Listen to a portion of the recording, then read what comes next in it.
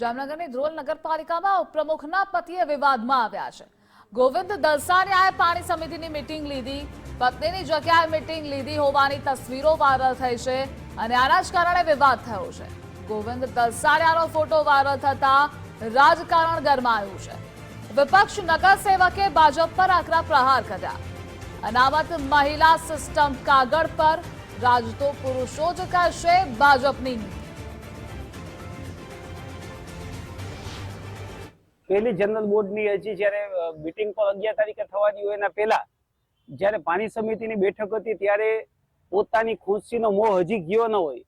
રાજ્ય સરકાર અને ભારત દેશની અંદર બંધારણની અંદર આપણે જોઈએ તો મહિલાઓનું 50% શાસન આવે અને મહિલા સશક્તિકરણની વાત થતી હોય એ મુજબ 100% મહિલાઓને 50% સ્થાન મળવું જોઈએ, એ બાબત ખૂબ સારી છે। પરંતુ જ્યારે પતિદેવનું શાસન છે, દેશના વડાપ્રધાન પણ ઘણી વખત એવું બોલેલા છે કે 50% ગામોની અંદર સરપંચો છે એ જ્યાં મહિલા અનામત ત્યાં સરપંચ એના પતિ રાજ કરતા હોય છે। જ્યારે ધ્રોલ નગરપાલિકાની અંદર મહિલા ઉપપ્રમુખ હોય એ ક્યારેક ફક્ત સહી કરવા પણ દેખાવા પૂરતા આવતા હોય છે।